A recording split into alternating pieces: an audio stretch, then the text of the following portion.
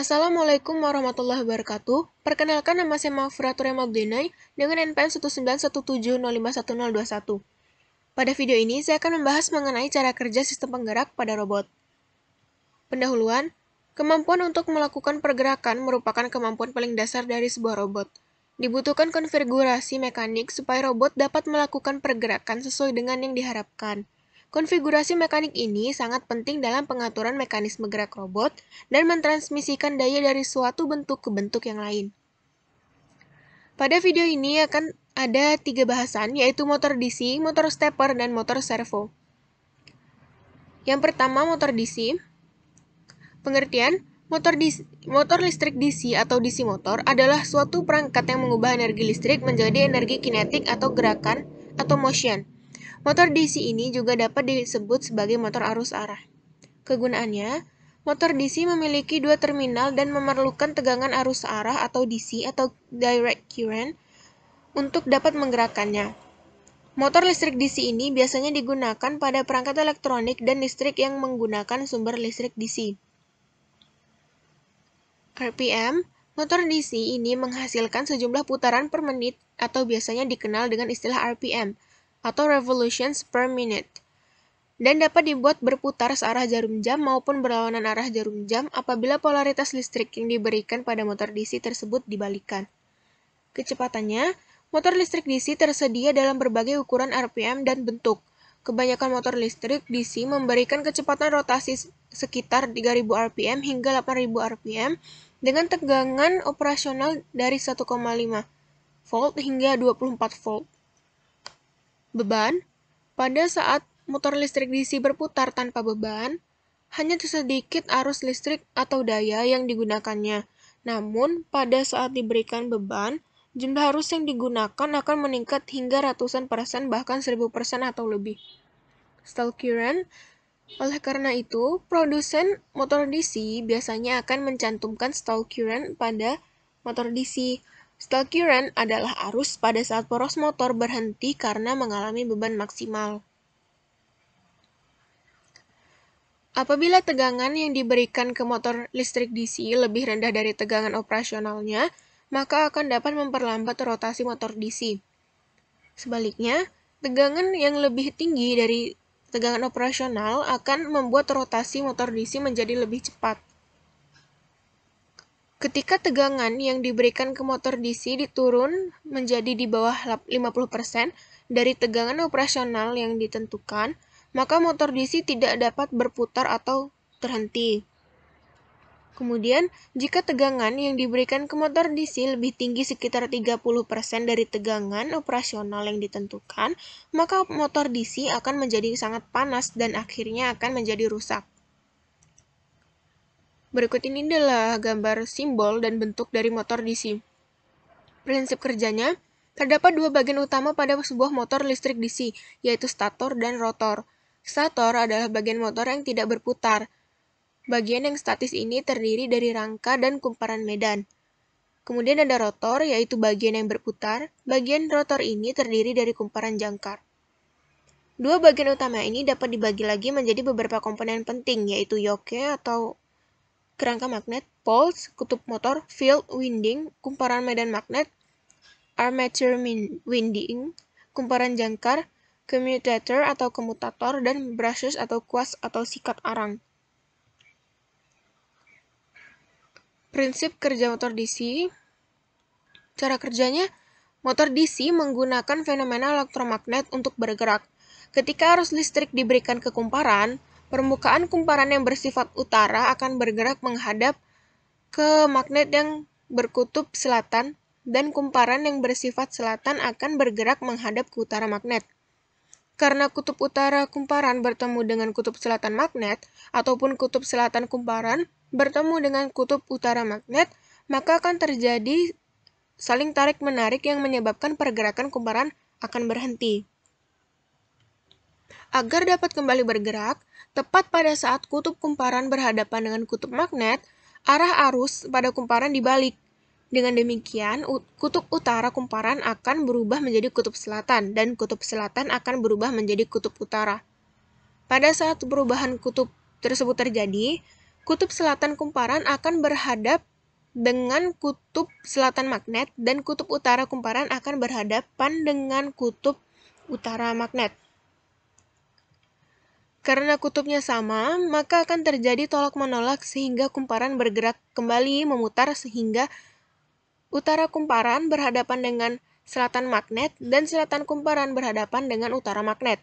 Pada saat ini, posisi kutub kumparan dan magnet akan kembali seperti awal. Kemudian, dilakukan kembali siklus ini berulang-ulang hingga arus listrik pada kumparan diputuskan.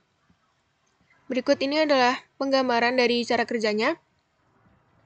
Jadi di sini pada kumparan ini dialirkan listrik sehingga ini bagian yang merah ini utara dan yang biru ini adalah selatan.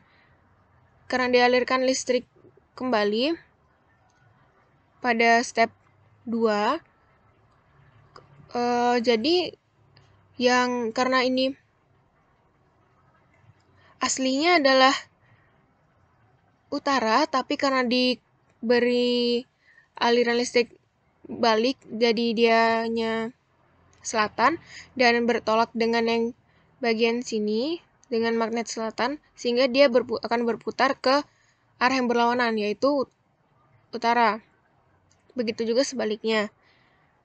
Dan ketika sudah sampai di sini, sehingga dia tidak berhenti, agar dia tidak berhenti, maka dialirkan lagi arus yang sebaliknya kembali, sehingga yang awalnya dia selatan, utara, diberi arus balik menjadi selatan, kemudian diberi arus kembali. Jadi balik ke yang awal, yaitu aslinya kan utara, jadi dia akan mutar kembali ke magnet yang selatan ini. Begitu terus akan diulang-ulang siklusnya hingga aliran listriknya diputuskan. Kemudian ada yang kedua, motor stepper. Pengertian, motor stepper merupakan sebuah aktuator yang merubah tenaga listrik menjadi energi mekanik atau putar. Motor stepper adalah jenis motor yang putarannya berdasarkan langkah atau step diskrit. Input pada motor stepper berasal dari pulsa-pulsa digital, berbeda dengan motor DC konvensional yang bekerja berdasarkan komutasi pada komponen brushnya atau sikat. Step yang mengendalikan motor berasal dari konstruksi kumparan yang disusun menjadi beberapa kelompok yang disebut fase. Motor dapat berputar apabila diberikan energi pada fase secara berurutan selangkah demi langkah secara teratur. Berikut ini adalah gambar dari bagian-bagian motor stepper. Cara kerjanya, pada dasarnya motor stepper memiliki konstruksi yang sama dengan motor listrik pada umumnya, yaitu memiliki rotor dan stator. Perbedaannya adalah motor stepper tidak memiliki sikat karena putaran dilakukan dengan memberikan pulsa diskrit pada kumparan motor. Rotor pada stepper terbuat dari besi lunak atau dari batang magnet. Rotor akan merespon medan magnet pada belitan stator dan bergerak sesuai sudut stepnya. Motor stepper dapat diatur posisinya tanpa mekanisme umpan balik atau feedback. Pada dasarnya, cara kerja motor stepper berbeda tergantung pada konstruksi rotor dan stator serta sistem lilitan pada statornya. Namun, setiap stepper digerakkan oleh pulsa digital yang diubah setiap waktu. Kecepatan sinyal pulsa digital atau lebih tepatnya frekuensi sinyal mempengaruhi kecepatannya. Semakin cepat frekuensi sinyal, maka semakin cepat pula RPM pada stepper. Sinyal digital ini dapat pula digunakan untuk menentukan posisi pada motor stepper. Hal inilah yang menjadikan stepper banyak dipakai pada mesin printer 3D atau CNC engraving. Sinyal digital yang diberikan pada rotor menghasilkan medan magnetik yang berinteraksi dengan rotor pada motor stepper. Hal ini menyebabkan motor bergerak ke dalam satu sudut stepnya dan bertahan sampai sinyal digital berikutnya. Yang ketiga ada motor servo. Motor servo merupakan motor listrik dengan menggunakan sistem closed loop atau loop tertutup atau servo, sehingga dapat diatur untuk menentukan dan memastikan posisi sudut dari poros output motor. Sistem tersebut digunakan untuk mengendalikan akselerasi dan kecepatan pada sebuah motor listrik dengan keakuratan yang tinggi. Selain itu, motor servo biasa digunakan untuk mengubah energi listrik menjadi mekanik melalui interaksi dari kedua medan magnet permanen. Pada umumnya, motor servo terdiri dari 3 komponen utama, yaitu motor, sistem kontrol, dan potensiometer atau encoder. Motor berfungsi sebagai penggerak roda gigi agar dapat memutar potensiometer dan poros outputnya secara bersamaan. Potensiometer atau encoder berfungsi sebagai sensor yang akan memberikan sinyal umpan balik ke sistem kontrol untuk menentukan posisi targetnya. Jika sistem kontrol mendeteksi posisi target pada motor servo yang sudah benar, maka putarannya secara otomatis akan berhenti. Namun, jika posisi target atau sudutnya belum tepat, maka motor servo akan diubah posisinya sampai benar. Berikut ini adalah gambar dari contoh cara kerja motor servo. Motor servo dikendalikan dengan memberikan sinyal modulasi lebar pulsa atau pulse width modulation atau PWM melalui kabel kontrol. Lebar pulsa sinyal kontrol yang diberikan akan menentukan posisi sudut putaran dari poros motor servo. Contohnya pada gambar ini, lebar pulsa atau sinyal yang dengan waktu 1,5 milisekund atau milidetik akan memutar poros motor servo ke posisi sudut 90 derajat. Bila pulsa lebih pendek, di sini ada 1 milisekund, lebih pendek dari 1,5 milisekund, maka porosnya akan berputar ke arah 0 derajat atau ke kiri, yang mana berlawanan dengan arah jarum jam.